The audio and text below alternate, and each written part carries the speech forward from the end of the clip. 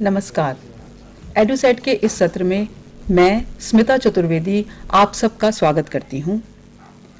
जैसा कि आप सभी जानते हैं, आज का ये सत्र आपके एमए द्वितीय वर्ष के MHD 14 पाठ्यक्रम पर आधारित है।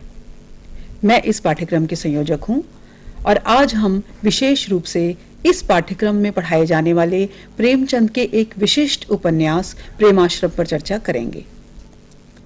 लेकिन आइए देखें इससे पहले कि हमने इस पाठ्यक्रम में प्रेमचंद के और कौन-कौन से उपन्यासों को लिया है। वास्तव में ये पाठ्यक्रम प्रेमचंद के विशेष अध्ययन से संबंधित है।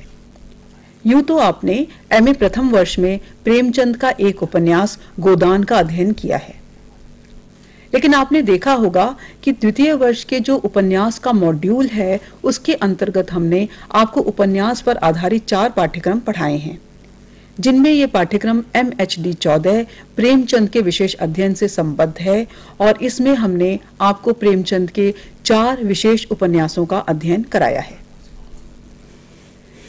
इन उपन्यासों का अध्ययन करते समय आप ये भी देखेंगे कि प्रेमचंद के चारों उपन्यास अपनी विषय वस्तु में एक दूसरे से बिल्कुल अलग हैं। और यही नहीं, यदि हम समग्र रूप में प्रेमचंद के उपन्यास साहित्य को देखें तो हम ये देखेंगे कि हर उपन्यास में उन्होंने अपने समय की एक नई विशिष्ट समस्या को लिया है और या तो उसका समाधान दिया है या कहीं हमें ऐसे बिंदु पर छोड़ा है जहां जाकर हम उस समस्या को के प्रति सोचने के लिए मजबूर हो जाते हैं और उसका कोई न कोई हल या निष्कर्ष हम स्वयं निकालते हैं। इस पाठ्यक्रम में जो 4 उपन्यास हम आपको पढ़ा रहे हैं वे हैं सेवा सदन, प्रेमाश्रम, रंगभूमि और गबन। देखा जाए तो ये चारों उपन्यास विषय वस्तु से में एक दूसरे से बिल्कुल भिन्न हैं। सेवा सदन और गबन दो उपन्यासों में जिस समस्या को चित्रित किया गया है वो कहीं न कहीं हमें नारी को लेकर एक ली गई समस्या लगती है, लेकिन अगर हम ध्यान से देखें तो इन दोनों की समस्याएं बिल्कुल ही अलग हैं। जैसे सेवा सदन में एक ऐसी स्त्री की समस्या को लिया गया है जो उपन्यास की नायिका है, जिसका नाम सुमन है, और सुमन का परिवार बहुत अच्छा होने के बावजूद उसके पिता कुछ ऐसे कष्ट में आ जाते हैं कि दहेज न होने के कारण उसका विवाह एक ऐसे व्यक्ति से कर दिया जाता है जो उससे उम्र में काफी बड़ा भी है और जिसके बाद पास इतना धन नहीं है कि वो अपनी पत्नी को सुख से रख सके और साथ ही उसे गहने बनवा के दे सके या उसे घूमने फिरने का धन उपलब्ध करा सके। इसी प्रकार गबन में जब हम देखते हैं तो वहां एक ऐसी नारी की स्थिति का हमें चित्रण दिखाई देता है जहां पर जालपा, जो उस उपन्यास की नायिका है, उसका विवाह एक ऐसे मध्यवर्गीय परिवार में किया जाता है जहां उसका पति एक दिखावे की प्रवृत्ति का शिकार है और ये दिखावे की प्रवृत्ति निम्न मध्यवर्गीय वर्ग की उस समय की एक विशिष्ट प्रवृत्ति थी, जहां वो दिखाता तो है कि मेरे पास बहुत धन है, लेकिन वास्तव में उसके पिता के पास केवल उतना ही धन होता है, उतनी ही कमाई होती है जितने में वो अपने परिवार का पालन पोषण कर सकें। और सेवा सदन उपन्यास में सुमन अपने पति के प्रताड़ना से प्रेरित होकर और साथ ही अपनी इच्छाओं के से प्रेरित होकर एक ऐसे वृत्ति को अपनाती है जो उस समय समाज में मान्य नहीं थी, यानी वो वेश्यावृत्ति को अपनाने के लिए बाध्य होती है और अंत में उसे कहीं जाकर ये महसूस होता है कि अब मुझे उस सभ्य समाज में वापस लौटना बहुत मुश्किल है। लेकिन ये वृत्ति वो परिस्थिति जन अपनाती है, उसके मन में इसके प्रति कोई भावना नहीं होती है क्योंकि उसके सामने रहने वाली वेश्या उसको कहीं उसके चाल चलन और उसके धन आदि से वो आकर्षित होती है और इस वृत्ति को अपनाने पर वो सोचती है कि शायद उसके पास भी इतना धन आएगा कि समाज के बड़े से बड़े ठेकेदार जो उस वेश्या के घर पर जाते हैं और उसके चरणों पर शीश नवाते हैं, मेरे चरणों पर भी नवाएंगे। लेकिन उसे उस स्थिति की असलियत का पता नहीं होता कि जब वो ऐसी वृत्ति अपनाएगी तो उसके बाद समाज में आना कितना मुश्किल होगा और समाज उसे किस नजरों से देखेगा। इसी प्रकार गबन की जो जालपा है वो अपने आभूषण मोह के चलते अपने पति को इस तरह से प्रेरित करती है कि उसे गबन करना पड़ता है और अंततः इस गबन के चलते उसका पति जेल जाने से बचने के लिए शहर भाग जाता है और जहां पर उसे अंग्रेजों द्वारा झूठे अभियोग की गवाही देने में मुख पे बना दिया जाता है। और ये झूठा अभियोग उन क्रांतिकारियों पर होता है जो देश की आज़ादी के लिए लड़ने के लिए बाद लड़ते हैं और उनका परिवार गरीबी और कष्ट में दिन गुजार रहा होता है। लेकिन यहाँ पर जो प्रेमचंद की नारी है वो बिल्कुल बदली हुई नारी दिखाई देती है। जहाँ वो अपने उपन्यास के पूर्व भाग में एक निम्न मध्यवर्गीय आभूषण मोह की मानसिकता से ग्रस्त नारी है, वहीं आगे चलकर जब उपन्यास का आधा भाग समाप्त होता है तो वो राजनीति में कूदने वाली उस समय की एक विशेष नारी बन जाती है, जिसने राजनीति में, उस समय के राजनीति में, राजनीतिक आंदोलन में, राष्ट्रीय आंदोलन में अपना सक्रिय योगदान दिया अपने पति की मानसिकता को परिवर्तित करने के लिए। लेकिन बीच के जो 2 उपन्यास हैं, प्रेमाश्रम और रंगभूमि, इन दोनों की समस्याएं बिल्कुल अलग हैं।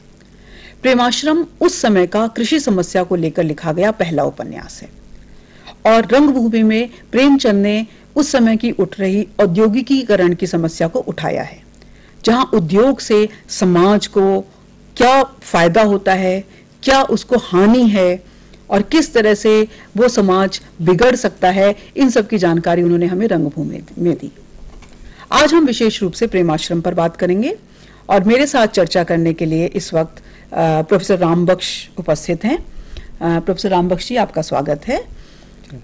प्रेमाश्रम में प्रेमचंद ने सबसे पहले कृषि समस्या को उठाया जो किसानों के जीवन से संबंधित थी, यानी जमींदार और किसान के जीवन से और उन किसानों के विद्रोह से संबंधित जो समस्या थी वो उस समय तक किसी भी उपन्यास में नहीं आई थी।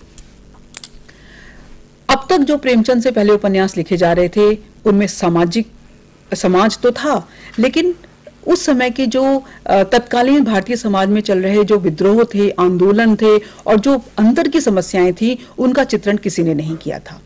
जासूसी और तिलिस्म के उपन्यास तो चल ही रहे थे, जिनके लिए उस समय के लोगों ने हिंदी भी सीखी थी, लेकिन प्रेमचंद ने उस पूरी जो समाज की मानसिकता थी उपन्यास को पढ़ने वाली, उसको परिवर्तित करके समाज की समस्याओं की ओर मोड़ा और उन्होंने प्रेमाश्रम लिखा जो उस समय के किसान और जमींदार के आंदोलन से, किसानों का जमींदार के प्रति विद्रोह से संबंधित था। कथा के रूप में अगर हम प्रेमाश्रम की कथा को देखते हैं तो ये एक ऐसे जमींदार की कहानी है जो अपने असामियों पर, अपने किसानों पर अत्याचार करने का कोई भी मौका नहीं चूकता और वो इतना धन लोलुप है, उसे इतनी धन की पिपासा है कि वो उन बेचारे गरीब जमींदारों को, गरीब किसानों को जो कि अपनी थोड़ी सी जमीन पर उपज उपजा के और अपने घर का खर्चा चलाते हैं, उनसे और नहीं भी चला पाते हैं तब भी उनसे वो बेगार लेता है और उनसे पूरा लगान डांड वसूल करता है। यद्यपि इस उपन्यास में प्रेमचंद ने जमींदारों के 2 पक्ष दिखाने का प्रयत्न किया है। यहाँ पर 2 सगे भाई हैं, एक ज्ञानशंकर है और एक प्रेमशंकर है। ज्ञानशंकर अपने दिमाग से काम करता है और प्रेमशंकर अपने हृदय से काम करता है। प्रेमशंकर बाहर जाता है, अमेरिका जाता है और वहां से वो एग्रीकल्चर की पढ़ाई करके वापस लौटता है, लेकिन उससे पहले ज्ञानशंकर अपनी जमीन पर कब्जा जमा चुका होता है और जो उसके असामी होते हैं, जो उसके किसान होते हैं, उनसे वो कोई भी रियायत करने में विश्वास नहीं रखता और उसकी ज्ञान पिपासा इतनी बढ़ जाती है कि वो अपनी ससुराल लखनऊ और अपनी साली का घर गोरखपुर से भी धन उगाहने में कोई भी कसर नहीं छोड़ता और इसके लिए वो अपने ससुर को भी जहर देने का प्रयत्न करता है और साथ ही अपनी साली पर बुरी नजर भी रखता है। लेकिन अंत क्या होता है? प्रेमचंद ने यही दिखाने का प्रयत्न किया है कि जहां इस उपन्यास का आप देखेंगे कि प्रारंभ, मध्य और अंत तीनों महत्वपूर्ण हैं। प्रारंभ में प्रेमचंद ये दिखाने का प्रयत्न कर रहे हैं कि ज्ञानशंकर जो एक जमींदार है उसकी अत्याचार की क्या सीमाएं हो सकती हैं, यानी तत्कालीन भारतीय समाज में एक जमींदार और किसान का क्या मूल रिश्ता था, क्या आधारभूत रिश्ता था, उसके पूरी की पूरी चर्चा प्रेमचंद ने उपन्यास के प्रारंभ और मध्य में हमारे समक्ष रखी है। यानी वो बताना चाहते हैं कि उस समय के जो जमींदार थे वो कोई मित्र नहीं थे। यद्यपि प्रेमचंद एक बिंदु के माध्यम से हमारे सामने एक छोटी सी बात जरूर रखते हैं, जमींदारों के एक दूसरे पक्ष को रखते हैं। प्रेमशंकर के आने से पहले वो हमें दिखाते हैं कि जिस घर का व्यक्ति ज्ञानशंकर है, जिस घर का पुत्र है, उसके पिता और उसके पिता के छोटे भाई दोनों इतने अत्याचारी जमींदार नहीं थे, यानी वो जमींदारों की मानसिकता से इतने ग्रस्त नहीं थे कि वो असामियों को चूसें। लेकिन ज्ञानशंकर अपने पिता से तो चिढ़ता ही था, पिता की मृत्यु हो चुकी थी, वो अपने चाचा प्रभाशंकर से भी चिढ़ने लग गया था, क्योंकि वो ये कहता था, जो प्रेमचंद ने 2-3 पंक्तियों में ये बातें कही हैं, आप जब शुरू के 3-4 पेज पलटेंगे तो आपको दिखाई देगा प्रेमाश्रम में, कि आप लोगों को अपने घर बुलाकर और उनको रखने में अपनी भलाई और हमारी भलाई समझते हैं। आप सोचते हैं कि कोई भी मेहमान हमारे घर आएगा तो हमारे पास खाने के लिए हो ना हो, हमारे पास ओढ़ने बिछाने के लिए हो ना हो, लेकिन हम उसको अवश्य उपलब्ध आप कराएंगे। यानी वो ये कहता है कि पहले हमें अपना स्वार्थ देखना चाहिए और दूसरों का बाद में देखना चाहिए भला। जबकि उसके चाचा और उसके पिता इस बात में विश्वास करते थे कि अपना तो हमारा हो ही जाएगा, जब हम दूसरों का भला करेंगे तो हमारा भी भला स्वयं होगा, इस बात में विश्वास करते हैं। और उसके चाचा जगह जगह पर जब ज्ञानशंकर अत्याचार की सारी सीमाएं लांघ देता है किसानों पर करने की, तो उसके चाचा जगह जगह पर उसे समझाते हुए भी दिखाई देते हैं कि बेटा ऐसा ना करो। लेकिन वो अपनी, चूंकि वो ज्ञानशंकर है, ज्ञान से काम करता है, बुद्धि से काम करता है, उसके अंदर हृदय नहीं है, वो हृदय का इस्तेमाल नहीं करता है, तो इसलिए वो हर जगह तर्क कुतर्क करके अपने चाचा को नीचा दिखा देता है और उसके चाचा भी अंततः उसकी बात मानने को बाध्य हो जाते हैं। और एक समय ऐसा आता है कि वो अपनी इस पिपासा के कारण, अपने लालच लोलुपता के कारण अपने चाचा से भी अलग हो जाता है कि कहीं मुझे जो धन मैं चूस चूस कर कमा रहा हूं किसानों का, वो मुझे अपने चाचा से ना बांटना पड़े। यानी ज्ञानशंकर के रूप में प्रेमचंद ने एक ऐसा चरित्र रखा है जो सारी मानसिक, सारी दुर्बलताओं से, सारी चारित्रिक दुर्बलताओं से युक्त है। लेकिन अंततः उसी का हृदय परिवर्तन प्रेमचंद ने दिखाया है कि जब उसका पुत्र, जिस पुत्र के लिए वो सारी धन लोलुपता करता है, अपने ससुर की जमीन भी हथियाना चाहता है, अपनी साली की जमीनें भी हथियाना चाहता है, उनकी भी जमींदारी हथियाना चाहता है, और अंत में उसका पुत्र जो कि माया शंकर है, और वो ये कहता है कि मैं ये सब जमीनें किसानों को देता हूं और हम मिलजुल कर इस पर काम करेंगे, तो उसका इतना हृदय परिवर्तन होता है कि जिस एकमात्र पुत्र के लिए मैंने इतना सब कुछ किया, उसी पुत्र ने आज इस तरह से किया कि मैं बिल्कुल अलग हो गया उस परिवार से। और यहीं पर उसका अपने भाई प्रेमशंकर के प्रति आसक्ति होती है, जिसे वो पहले ही ठुकरा चुका था। और अंततः वो प्रेमशंकर के द्वारा बनाए गए उस प्रेमाश्रम में, जहां पर किसानों को सुविधाएं दी जा रही हैं, उनकी बीमारियों का इलाज किया जा रहा है और उन्हें बराबरी का हक दिया जा रहा है, उस प्रेमाश्रम में जाने की भी बात सोचता है। लेकिन अंत में उसे लगता है, क्योंकि उसके अंदर एक अहम है, अहंकार है, स्वाभिमान तो हम नहीं कहेंगे, अहंकार ही बोलेंगे, और उस दंभ और अहंकार के चलते अंततः वो आत्महत्या कर लेता है। अब हम इस पूरे उपन्यास की कथा वस्तु है, इसको अगर हम देखते हैं एक नजर से, तो हमें लगता है कि जब हम उपन्यास को पढ़ते हैं तो पढ़ते समय, यद्यपि आप देखेंगे कि हमने अपने खंड में, जो प्रेमाश्रम पर आधारित हमारा खंड है, उसमें अंत में हमने एक परिशिष्ट दिया है जिसमें हमने आपको बताया है कि उपन्यास में को कैसे पढ़ें। लेकिन फिर भी हमारे साथ अभी प्रोफेसर रामबख्श जी हैं और इन्होंने प्रेमचंद और प्रेमाश्रम पर काम किया है, अपना इनका कार्य है, काफी सारा लेखन कार्य किया है। तो हम इनसे पूछना चाहते हैं कि जब हम प्रेमाश्रम उपन्यास को पढ़ने की प्रक्रिया में होते हैं तो हम कैसे उस उपन्यास में घुसे, उस उपन्यास को पढ़ने के लिए हम कैसे, क्या सोचें, क्या सोचते हुए हम उस उपन्यास को उठाएं और उसका पठन आरंभ करें। आप हमारे छात्रों को थोड़ा सा ये बताएं। धन्यवाद स्मिता जी, आपने बहुत अच्छी तरह से प्रेमचंद के इस उपन्यास को अच्छे विद्यार्थियों के सामने प्रस्तुत किया, और अब हम आगे जो बातचीत करेंगे वो उसके लिए आपकी ये जो भूमिका स्वरूप जो आपने इतनी बातें कही है, वो हमारे विद्यार्थियों को आगे वाली चीजें भी और समझने में सहायता होगी। एक चीज, जब हम किसी भी साहित्यिक रचना को पढ़ते हैं और विशेष रूप से जब हम उपन्यास को पढ़ते हैं, तो हमारा जो पहला दिमाग में प्रश्न जाता है कि वो ये कि ये उपन्यास कब छपा। माने हम उसके प्रकाशन वर्ष के रास्ते से पीछे की तरफ उसके लेखन की दिशा में जाते हैं, और तब हम ये देखते हैं कि प्रेमचंद का ये उपन्यास 1922 में छपा, और 22 में छपने से भी पहले ये उर्दू में लिखा गया था, और इसका जो फर्स्ट ड्राफ्ट है, जो पहला इसका जो वो है, वो 1920 में लिख दिया गया था। और अब आप इस सारे परिप्रेक्ष्य को देखें, भारत के सांस्कृतिक राजनीतिक इतिहास को आप इसे जोड़ करके देखें, तो 1921 में भारत में असहयोग आंदोलन की शुरुआत हुई थी, और असहयोग आंदोलन से पहले ये उपन्यास लिखा जा चुका था। अब इस दृष्टि से अगर आप देखें तो स्वाधीनता आंदोलन का वो रूप जो असहयोग आंदोलन ने दिया था हमारे, वो आपको इस उपन्यास में देखने को नहीं मिलता, क्योंकि ये उपन्यास 1921 से पहले का लिखा गया है। और उसके बाद की मानसिकता का उपन्यास आपको अगर देखना चाहें तो वो हमको रंगभूमि के अंदर दिखाई देता, जब असहयोग आंदोलन का हमें आंदोलन वाला रूप दिखाई देता। और इसी तरह से प्रेमचंद के समय में किसान आंदोलन बहुत हुए थे। उत्तर भारत के अवध किसान आंदोलन, जिसमें बाबा रामचंद्र बड़ी महत्वपूर्ण भूमिका निभाई थी, प्रेमचंद उस समय अवध में ही रह रहे थे। उस आंदोलन का भी उस तरह से इस उपन्यास में कोई रिश्ता नहीं। ये उपन्यास मूलतः किसान और जमींदार के आपसी रिश्तों को जानने वाला उपन्यास है, जैसा कि आपने इस उपन्यास के बारे में शुरुआत में जो आपने वक्तव्य दिया था। तो ये हमें ये देखना है कि 1921 का सिर्फ एक ही मतलब नहीं है कि 1921 माने असहयोग आंदोलन।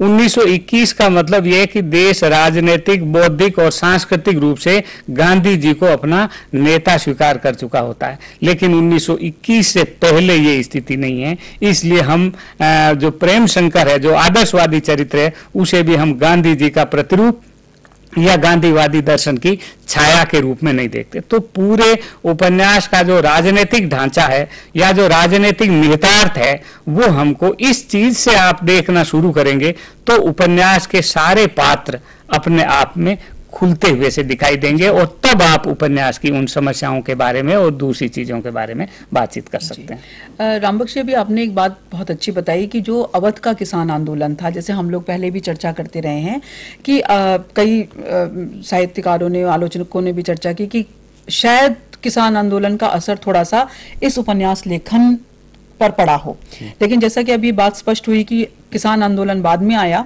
और उपन्यास पहले लिखा जा चुका था।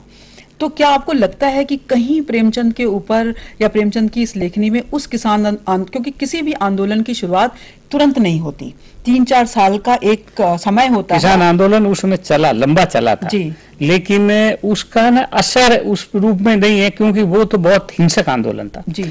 और उनका ये था कि भाई जमींदार को खत्म भी कर दे सकते हैं, मर मारा जा सकते हैं। प्रेमचंद इसके समर्थक नहीं थे। और एक शोध छात्र ने शोध भी किया है, और शोध करके प्रेमाश्रम और अवध किसान आंदोलन नाम से किताब भी बाजार मिलती है। उसका निष्कर्ष ये है कि अवध किसान आंदोलन का प्रेमचंद से कोई रिश्ता नहीं। ये एक लंबे निष्कर्ष के बाद, हालांकि प्रेमचंद ये मानते थे कि अगर इस समस्या को अगर आपने ठीक से नहीं सुलझाया तो वो एक हिंसक रूप लेके जा सकता है, और जिससे आपको दूसरी समस्याएं आ सकती है, और नेशनल मूवमेंट ठीक से नहीं होगा या कोई और समस्या आ सकती। तो लेकिन जो चिंता प्रेमचंद की है, वो चिंता जैसा आपने शुरू में जो कहा ना, वहीं तक केंद्रित है कि जमींदार और किसान का जो आपसी रिश्ता है, उस रिश्ते को जरा हमें टटोलने की और उसे साहित्यिक रूप प्रदान करने की। बिल्कुल जी, धन्यवाद रामबख्शी। सही बात है कि प्रेमचंद, जैसा कि हम सभी जानते हैं, प्रेमचंद अपने समय की समस्याओं से पूरी तरह से उनके प्रति जागरूक थे, अवगत भी थे। इसलिए कहीं उनके मन में, चूंकि उनके मन में किसानों के प्रति एक सहानुभूति थी, और वो उस समाज के यद्यपि वो किसान स्वयं नहीं थे, लेकिन समाज के उस तबके से आते थे जहां पर उन्होंने किसान और जमींदारों के संघर्ष को देखा था। और इस समस्या को लेकर वो चाहते रहे होंगे कि मैं उपन्यास में इस समस्या को उठाऊं, और कम से कम सामान्य जन को ये तो बताना चाहूं, क्योंकि ये जरूरी ये नहीं था कि सामान्य जन उस समय पढ़ता था उपन्यास। उस समय जो भी विद्वत जन रहे होंगे या जो भी बुद्धिवादी लोग रहे होंगे, उन्होंने उपन्यास पढ़ा, लेकिन कम से कम समाज को उस समय की समस्याओं की जानकारी देने के लिए प्रेमचंद ने इस विषय को उठाया होगा।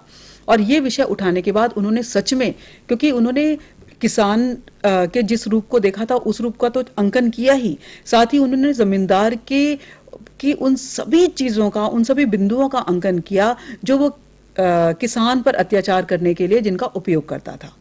अब हम इस उपन्यास को अगर चारित्रिक दृष्टि से देखें तो इस उपन्यास में हमें 3-4 तरह के चरित्र दिखाई देते हैं। जैसे ज्ञानशंकर जो मूल चरित्र है, और जो मूल खलपात्र है, जिसको रामविलास जी ने भी कहा है कि ये खलनायकों में सबसे क्रूर खलनायक है उनका, यानी कि सबसे क्रूर जमींदार है। इसी तरह से प्रेमशंकर हैं जो काफी बाद में उपन्यास में आते हैं, लेकिन उनकी कहानी साथ साथ चल रही है, जो ज्ञान शंकर के भाई हैं, लेकिन उनकी मानसिकता ज्ञान शंकर से बिल्कुल विपरीत है। लेकिन जमींदारों के अगर इन दो पात्रों को हम देखेंगे तो एक तीसरा पात्र प्रभाशंकर के रूप में, जैसा कि मैंने पहले आपसे चर्चा की, कि वो पात्र भी हमें दिखाई देता है जो बुजुर्ग है, जो बड़ा है और जो जमींदारों के उस तबके से आता है जिस तबके से ज्ञान शंकर के ससुर राय कमलानंद आते हैं।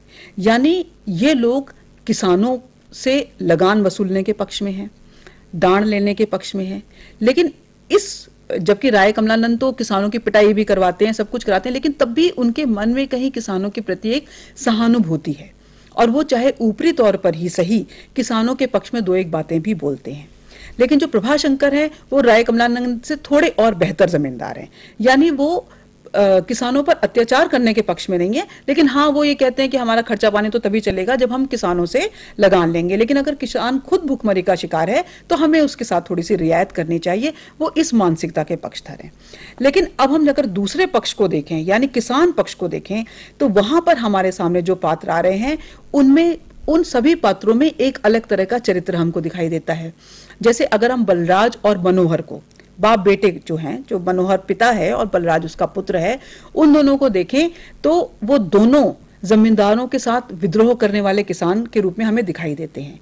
और जो गांव के अन्य व्यक्ति हैं, कादिर हो गए, कादिर मियाँ हो गए या अन्य व्यक्ति हैं, वो कहीं डरते हैं, यानी वो जमींदारों के खिलाफ खड़े होने से डरते भी हैं और साथ में हमारी जिंदगी जैसी चल रही है उस पर विश्वास करते हैं कि वैसे ही चले आराम से, हमें कोई कष्ट नहीं है।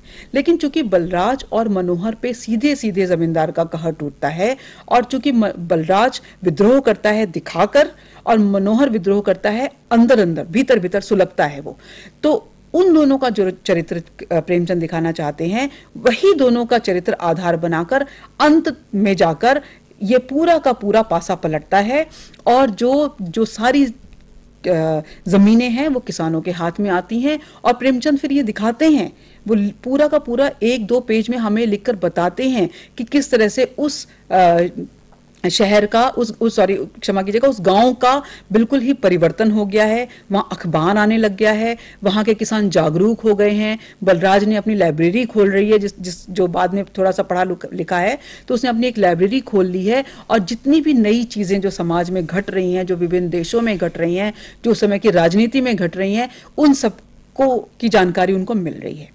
यानी प्रेमचंद के ये चरित्र धीरे धीरे आगे चलकर इनका विकास होता है और इसके विकास की पूरी एक प्रक्रिया है। जैसे एक जगह जब जमींदार का आक्रोश टूटता है बलराज के इस कहने पर कि मैं पैसा नहीं दूंगा, मैं घी के रुपए नहीं दूंगा, और ये बात जमींदार के कानों में जाती है और वो अपने जो उसका गौस खां या जो भी होता है उसके माध्यम से वो ये कहलाता है कि अगर नहीं दोगे तो हम तुम्हें तक कष्ट देंगे या जो भी देंगे, और फिर उन पे अत्याचार करता है। तो बलराज तो लड़ाई कर लेता है, बलराज की बेइज्जती होती है, लेकिन बलराज जो ऊपर से उबलता है उसका पिता उसी के दुख से अंदर अंदर सुलग रहा होता है। यानी प्रेमचंद कहते हैं कि एक जगह चिंगारी है और एक जगह तूफान है। मतलब बलराज तूफान की तरह सामने आया क्योंकि वो विद्रोह खुल के कर रहा है, वो नया खून है, नए जमाने का व्यक्ति है। लेकिन मनोहर पुराना है और वो जानता है कि एकदम से मैं अगर लड़ लूंगा तो फिर मुझे मारने में 1 मिनट भी नहीं लगेगा जमींदार को, लेकिन अगर मैं धीरे धीरे एक प्रक्रिया के तहत उनको खत्म करूंगा तो जाके कहीं मैं जमींदारों के प्रति विद्रोह कर सकता हूं, और चाहे मैं उसमें सफल ना हो, लेकिन आगे आने वाली जो मेरी बलराज की पीढ़ी है या उसके बाद की पीढ़ी है उसको ये कष्ट मेरे जैसा नहीं उठाना पड़ेगा, उसको हमेशा जमींदार से नहीं दबना पड़ेगा। अब ये जमींदार और किसान के बीच की जो ये लड़ाई है ये एक व्यवस्था के तहत है, और ये एक कृषि व्यवस्था है जो उस समय के अंग्रेजों ने, सरकार ने बनाई थी। अब ये कौन सी व्यवस्था है, और ये क्योंकि समय कहा जाता था रैयतवाड़ी बंदोबस्ती व्यवस्था चल रही थी कृषि की, इस संदर्भ में हम रामबख्शी से थोड़ी सी जानकारी चाहेंगे कि प्रेमचंद ने इसमें कौन सी व्यवस्था दिखाने का प्रयत्न किया है। इसके बारे में थोड़ा सा हमारे छात्रों को आप बताएं। स्मिता जी, आपने बहुत अच्छी तरह से जमींदारों के चरित्र को, उन प्रेमाश्रम में जो आए उनको आपने बता दिया है।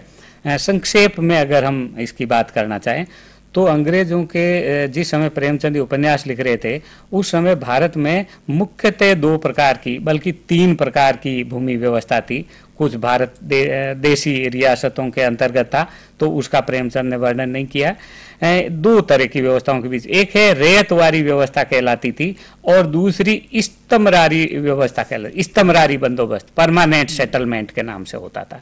और प्रेमचंद ने परमानेंट सेटलमेंट ये होता था जिसमें जमींदार से अंग्रेज एक निश्चित रकम तय कर लेता था, कर ली थी अंग्रेज सरकार ने, और वो रकम जमींदार दे दे कि अंग्रेजों को, और बाकी अपने किसानों से अपने जो भी उसको लेना है उसके नियम बने हुए थे उसका अनुसार ले ले। और रेतवारी जो व्यवस्था थी उसमें यह कि किसान स्वयं अपनी लगान अंग्रेजी सरकार में कोष में जमा कर दे, ये दो व्यवस्था थी। इसमें जो है प्रेमचंद ने इस्तमरारी बंदोबस्त के जमींदारों का वर्णन किया है।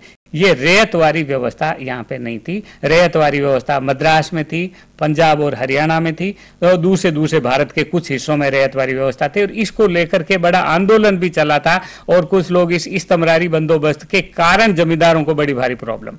अगर हम इस उपन्यास को देखें तो इस उपन्यास में अंत में क्या निष्कर्ष निकलता, जैसा आपने कहा था कि ये बहुत स्वर्ग जैसा या हो गया, लाइब्रेरी हो गई, ये हो गया, ये एक तरह से रेतवारी व्यवस्था की तरफ आ गए कि एक निश्चित लगान है और निश्चित लगान जाकर के वो जमा कर देते हैं और फिर किसी का कोई लेना देना नहीं। ये जो बिचौलिया वर्ग है ये बड़ा गलत है। इसलिए प्रेमचंद पूरा जोर देते हैं कि ये जो मध्य में जो दलाल का जो काम करता है, जो जमींदार है, ये जमींदार किसानों के ऊपर बोझ है और इसको हटा देना चाहिए। एक बात तो वो ये कहते हैं। दूसरी बात जो कहते हैं, जिसकी तरफ आपने बहुत अच्छी तरह से इशारा किया, कि ये जो जमींदार है, विशेष रूप से ज्ञान शंकर, अगर हम इसको देखें तो जटाशंकर पारंपरिक जमींदार है।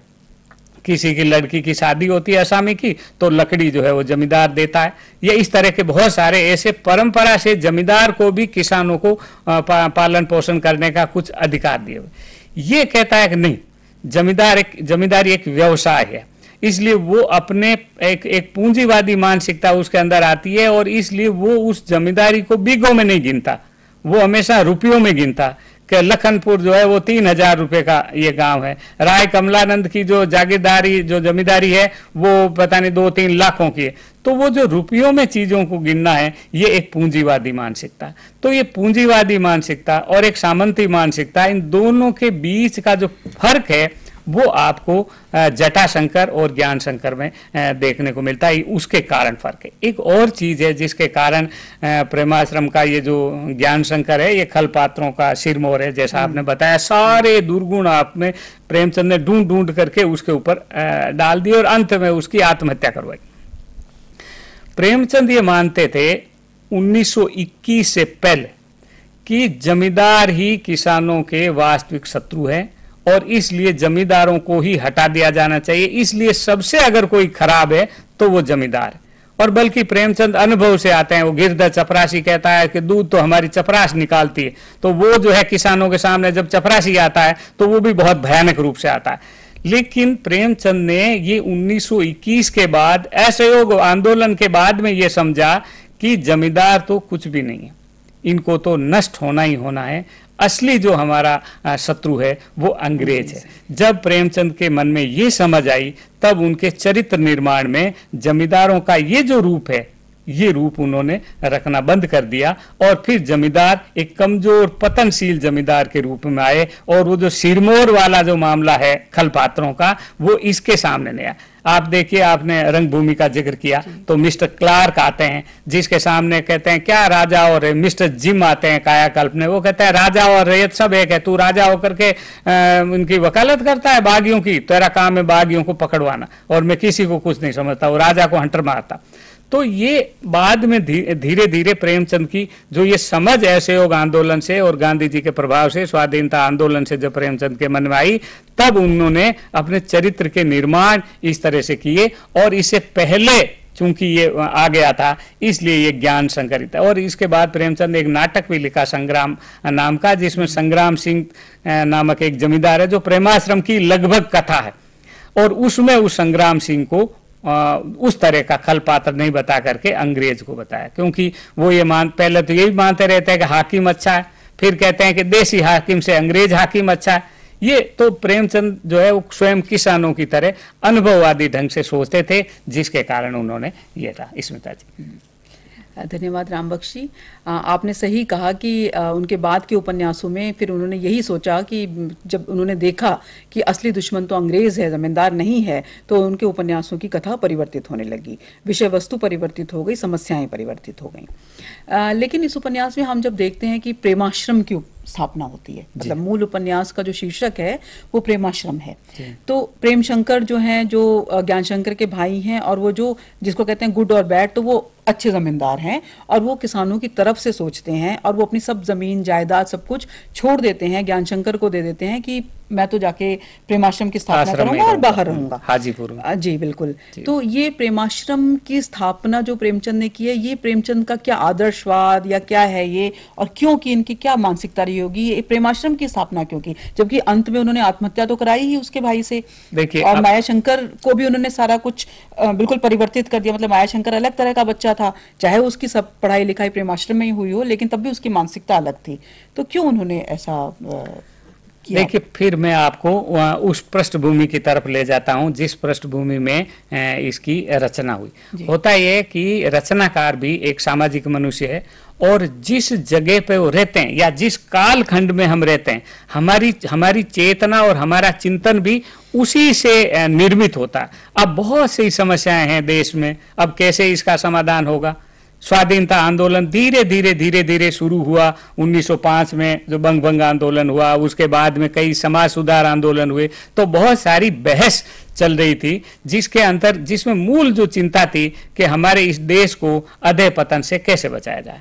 तो अधः पतन से कैसे बचाया जाए, तो वो कहते हैं भाई पतन हुआ क्यों, तो किसी ने कहा कि साहब ये ना यहाँ पर ये परंपराएं बहुत खराब है, विधवा विवाह नहीं होता, बाल विवाह हो जाता है, ये छोटी छोटी दूसरी चीजें हो जाती है, तो हमें अपनी उस परंपरा को ठीक करना चाहिए, आधुनिकीकरण उनका करना चाहिए, और तब ये शिक्षा का प्रचार करो, इससे जो है सुधार हो जाएगा।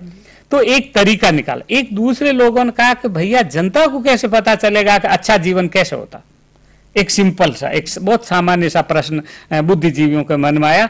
तो उन्होंने ये कहा कि हम एक ऐसा आइडियल सा आश्रम बनाते हैं जिसके अंदर हम एक आदर्श समाज की सृष्टि कर देते हैं कि जब हम एक परिवार, एक व्यक्ति जब ऐसा रह सकता है तो सारा समाज रह सकता है। तो इसी प्रक्रिया को अगर आप देखें तो उस समय अरविंद ने पांडिचेरी में अरविंद आश्रम खोला, गांधी जी का जो है वो साबरमती आश्रम रहा, तो हर एक, और कई तरह उस समय अनेक अनाथ आश्रय खोले गए, विधवाओं के लिए आश्रम खोला गया। तो ये आश्रम खोल करके, और ताकि उस समस्या, चूंकि सारे समाज को तो हम नहीं बदल सकते, लेकिन एक चीज को हम एक उसको सीमित कर सकते हैं, उसकी जगह के दायरा को हम छोटा कर सकते हैं। इसलिए वेश्याओं के लिए सेवा सदन में सेवा सदन की स्थापना हुई कि भैया सब जितनी भी समस्या है वो समस्याओं वाले लोग आके और यहाँ पर बैठ जाओ।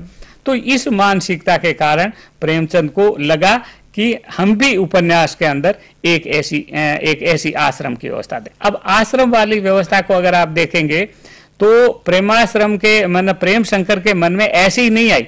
प्रेम शंकर भारत से बाहर गए, भारत से बाहर गए तो उस समय तो बड़ा भारी था कि जो भी समुद्र पार की जो यात्रा करता है वो तो जाति बहिष्कृत, और उसको कितना दंड देना होगा, कि इतना क्या करना होगा, एक लंबा चौड़ा सा ना एक वो हुआ था।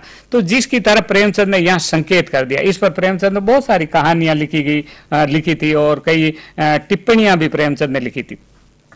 तो एक विदेश जाने से, अमेरिका जाने से, बाहर जाने से, अमेरिका से भी कोई मतलब नहीं, बाहर से भी इतना मतलब है कि जिस व्यवस्था के अंदर हम हैं उस व्यवस्था से अगर हम बाहर दूसरी व्यवस्था में जाते हैं तो हमारी मानसिकता में परिवर्तन होता है। हम एक गांव से दूसरी गांव में जाते हैं, गांव से हम जब शहर में आते हैं तो जब हम नया जीवन देखते हैं तो हमारे मन में नई तरह की सोच विकसित होती है।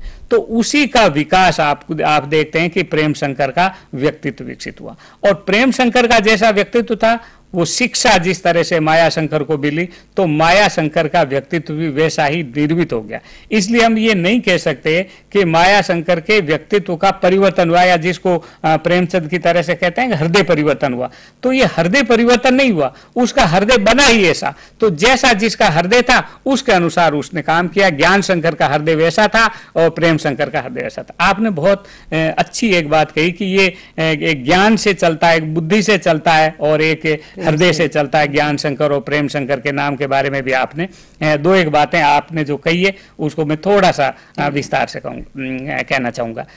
अगर हम देखते हैं छायावाद, तो छायावाद के अंदर भी आप ये देखते हैं कि बुद्धि और हृदय का द्वंद्व दिखाया जाता है कि तुमुल कोलाहल कले में मैं हृदय की बात रे मन, श्रद्धा कहती है कामायनी में, कि हृदय से जो सुनता है सुनाई जाता है वो सही होती है, और जो बुद्धि से आदमी काम करता है बड़ा अच्छल प्रपंच वाला व्यक्ति होता है। इसलिए बुद्धि से नाराजगी, बुद्धि को जरा दूर रखो। बुद्धिमान व्यक्ति जो होता है वो बहुत ही स्वार्थी, धूर्त, बेईमान होता है, और जो प्रेम करने वाला जो व्यक्ति होता है बड़ा सदा से वाला, भला भोला। ये एक फिलॉसफी थी। हालांकि उस समय भी आचार्य रामचंद्र शुक्ल ने कहा कि ज्ञान प्रसार के भीतर ही भाव प्रसार होता है। अगर आपकी बुद्धि विकसित नहीं है, बुद्धि अगर आपकी छोटी है तो हृदय भी आपका छोटा है। अगर आपकी बुद्धि ये है कि मैं और मेरा बच्चा, बच्चा और मैं, बस बच्चे की माँ, तीन ही लोग, हम तो चार ही लोग इस संसार के अंदर है, तो उसका परिवेश बहुत सीमित होएगा। और जब आपकी बुद्धि ये विकसित होएगी कि अगर ये समस्त सृष्टि बचेगी तो हम भी बचेंगे, तो वो सृष्टि को ही अपना परिवार या वसुदेव कुटुंबकम की उसके मन में बात आएगी। तो ये लेकिन उन प्रेमचंद के जमाने में जिस समय प्रेमाश्रम लिख रहे थे, तो उस समय हृदय और बुद्धि का जो द्वंद्व था, उस द्वंद्व की अभिव्यक्ति प्रेमचंद ने ये की। और इसके लिए प्रेमचंद की तारीफ करनी चाहिए कि प्रेमचंद को नाम रखने की बड़ी भारी कला थी। ऐसे ऐसे नाम ढूंढ करके लाते थे कि जिससे वो चरित्र एकदम सामने खड़ा हो जाता। एक कहानी मुझे याद आती है जिसके अंदर एक व्यक्ति का नाम उन्होंने रखा कानूनी कुमार, जो ये मानता है कि कानून से सभी समस्याओं का समाधान हो सकता है। आजकल भी हम लोग मानते हैं, कई सारे लोग हमारे कहते हैं भाई चूंकि ये समस्या आ गई तो ऐसा कानून बना दो, और ऐसा प्रेमचंद ने उस कानूनी कुमार का कैरिकेचर रखा है। तो ये कहीं न कहीं वो कलाकार प्रेमचंद के मन का जो है, वो मनुष्य की वृत्तियों का, उसके चरित्र का, उसका सारे रूप को रूपायित करने वाला एक नाम देते हैं प्रेमचंद। और वो कला प्रेमचंद की आपको प्रेमाश्रम में बहुत अच्छी तरह से दिखाई देती है जब वो ज्ञान शंकर का नाम ज्ञान शंकर रखता है। वो कहता है कि भावुकता और प्रेम ये सहृदयता, ये सद्भाव, ये बड़ा ही बेकार चीज है, इससे घाटा होता है। इसलिए हमको इन पचड़ों में नहीं पड़ना चाहिए, हमको हमारा फायदा देखना चाहिए। अपने फायदे को देखो, बाकी सारी चीजें छोड़ो। संसार तो ऐसा ही करता रहता है, इसमें हमें कुछ नहीं देखना। जिसमें हम 5 पैसे कमाएं, इस तरह की मानसिकता वाला व्यक्ति, अपने स्वार्थ को देखने वाला, किस तरह से छल प्रपंच कर सकता है उसको देखने वाला व्यक्ति, एक बौद्धिक व्यक्ति के रूप में प्रेमचंद ने उसका वर्णन किया। यदि उसको बहुत विस्तार के अंदर भी हम जाकर के देखें तो ये ज्ञान शंकर हमारे समाज में आज भी उपलब्ध हो सकता है। बहुत सारे ऐसे बहुत प्रतिभाशाली लोग, इसलिए हम देखते हैं कई बार जो जितना ही प्रतिभाशाली होता है वो उतना ही अमानवीय भी होता है। जो जितना ही नादान होता है, जितना भी भोला होता है, जितना भी बेवकूफ होता है, उसके मन में आज भी कई बार हमको ये देखने को मिलता है कि इसके अंदर मानवीयता बची हुई है। तो बुद्धि हमारी हृदय को जब तक विकसित नहीं करती तब तक बड़ी निर्दय हो जाती है। प्रेमचंद कहीं न कहीं उस छायावाद से प्रभावित थे जिस छायावाद का प्रेमचंद अपने साहित्य में विरोध कर रहे थे। कई बार ऐसा होता है कि हम जिसका विरोध कर रहे होते हैं, जिसे असहमत हो रहे होते हैं, उसका भी हमारे मन मस्तिष्क पर प्रभाव पड़ता है। प्रेमाश्रम को जब हम पढ़ते हैं तो अगर आप देखिए कि प्रेमचंद के उपन्यासों की विशेषता यह है कि प्रेमचंद के उपन्यास विकसित होते हैं। उपन्यास के अंदर कथा का विकास होता है, और ये बहुत बड़ी चीज है। कई बार ऐसे उपन्यास भी हमको देखने को मिलते हैं कि पात्र जैसा पहले दिन था वैसा ही वो अंतिम दिन तक भी रहता है। उस पात्र में भी कोई विकास नहीं होता, उसके चरित्र में भी कोई विकास नहीं होता, और एक बड़ा कलाकार उस विकास को दर्शाता है। इसलिए ज्ञान शंकर के मन में भी, हृदय में भी परिवर्तन होता है और वो परिवर्तन प्रेमचंद दिखाते हैं। भले ही उसके छल करने का परिवर्तन हुआ हो, भले ही उसको गायत्री को बेवकूफ बनाने का परिवर्तन हो रहा हो, लेकिन उसने अपने आप को उस तरह से परिवर्तित किया। हालांकि उसका जो भीतरी स्वार्थ का भाव है जिसका आपने जिक्र किया था, वो स्वार्थी भाव भी उसके अंदर आ जाता है। एक बात और मैं ये कहना चाहूंगा कि आप ये देखिए कि जितने भी अच्छे पात्र होते हैं वो कमजोर क्यों दिखाई देते हैं। हम प्रेम शंकर बहुत अच्छा आदमी है, लेकिन वो जो है जीवन में कुछ करने लायक निष्क्रिय होता। तो ये अच्छाई की निष्क्रियता और बुराई की ताकत आज भी हम समाज में देखते हैं कि जो छल प्रपंच करने वाले जो व्यक्ति हैं वो कई बार हमको लगता है कि ये बहुत ताकतवर हैं, और जो अच्छे भले से जो लोग हैं वो जीवन में दुख पाते हुए दिखाई देते हैं। तो प्रेमचंद के उपन्यासों में भी इस उपन्यास में भी इस यथार्थ की अभिव्यक्ति हुई है। स्मिता जी। रामबख्शी, आपने बहुत खोलकर चीज़ों को सामने रखा, और आपने वो माया शंकर वाली जो बात कही कि माया शंकर को प्रेमाश्रम में शिक्षा दीक्षा मिली, लेकिन एक चीज़ बीच में आप देखेंगे कि प्रेमचंद की जो नारी पात्र हैं वो कहीं उनके मन में ये रहता है कि वो किसी एक नारी के आदर्श रूप की स्थापना अवश्य करें। तो इस प्रक्रिया में हम जब उपन्यास पढ़ने की प्रक्रिया में हम देखते हैं और माया शंकर के चरित्र का जब विकास होता है तो उसमें कहीं उसकी माता विद्या का भी हाथ है, क्योंकि विद्या अपने पति को बार बार समझाती है कि मेरे पिता की जमीन पर नजर मत डालो, मेरी बहन के साथ गलत काम ना करो, अपने भाई के साथ गलत काम ना करो, क्योंकि उसका भाई जब विदेश से आता है तो उसकी पत्नी को भड़काने में कि अरे ये विदेश से आए हैं और ये तो बिल्कुल ही अब जाति भ्रष्ट है, ये धर्म भ्रष्ट है, ये सब भड़काने में काफी कुछ ज्ञान शंकर का काफी कुछ क्या पूरा ही हाथ होता है, और उनकी पत्नी उनसे विलग हो जाती है और प्रेम शंकर अलग जाकर रहने लगते हैं। लेकिन विद्या जो है वो बार बार अपने पति को सही रास्ते पे लगाती है, और मुझे लगता है कि माया शंकर के चरित्र के विकास में कहीं उसकी उस आदर्श माँ का भी हाथ है जो प्रेम शंकर बीच बीच में दिखाते रहते हैं विद्या की अच्छाइयों के, उसकी चारित्रिक विशेषताओं के माध्यम से। धन्यवाद रामबख्शी, आपने काफ़ी प्रेमाश्रम पर हमारे साथ चर्चा की और काफ़ी सार्थक रही ये चर्चा। मेरा अपने विद्यार्थियों से निवेदन है कि यदि वो प्रेमाश्रम पर अध्ययन करना चाहते हैं तो अपने खंडों को पढ़ने से पहले, अपने खंड को पढ़ने से पहले वो प्रेमाश्रम को अवश्य पढ़ें। कहीं भी किसी भी पुस्तकालय में आपको ये उपन्यास मिल सकता है, और प्रेमचंद के अब सब उपन्यास, कहानी संग्रह आदि पेपर बैक रूप में भी बाजार में उपलब्ध हैं, जो बहुत सस्ते दामों के भी हैं और आपको आसानी से उपलब्ध हो सकते हैं। तो मेरा आपसे निवेदन है कि किसी भी ये जो भी पाठ्यक्रम आपको पढ़ाए जा रहे हैं जिनमें टेक्स्ट है, पहले उपन्यासों को, टेक्स्ट को पढ़ें और उसके बाद अपना खंड खोलें। और हाँ, ये अवश्य है कि जो हमारे पाठ्यक्रम MSD 14 और 15 हैं, उसमें जो भी उपन्यास हमने आपको पढ़ाए हैं उन उपन्यासों के साथ जो खंड दिया है हमने आपको, उसमें अंत में आप देखेंगे एक परिशिष्ट दिया है। तो उस परिशिष्ट में हमने एक तो उपन्यासों की कठिन शब्दावली दी है, क्योंकि प्रेमचंद के जो उपन्यास हैं उनमें उर्दू के शब्द बहुत हैं, या फिर MSD 15 में आप देखेंगे जिंदगी नामा में बहुत सारे शब्द उर्दू के हैं और पंजाबी भाषा के हैं जो समझ में नहीं आ सकते हैं आसानी से। तो उनकी पूरी एक शब्दावली, उनके अर्थ हमने आपको उस परिशिष्ट में दिए हैं। इसके साथ ही उपन्यास को कैसे पढ़ें और उस उपन्यास की अंतर वस्तु क्या है, ये हमने थोड़े थोड़े अंशों में आपको उपलब्ध कराई है परिशिष्ट के अंतर्गत। तो आप खंड तो ना पढ़ें, लेकिन परिशिष्ट को एक नजर से पढ़ लें, ताकि जब आप उपन्यास में प्रवेश करें, वैसे तो रामबख्शी के साथ हमने चर्चा की तो प्रेमाश्रम में कैसे प्रविष्ट हों, उसको कैसे पढ़ें, इसके बारे में थोड़ी सी रामबख्शी ने चर्चा भी की, और आगे के सत्रों में हम अन्य उपन्यासों पर भी इस तरह की चर्चा करते रहेंगे।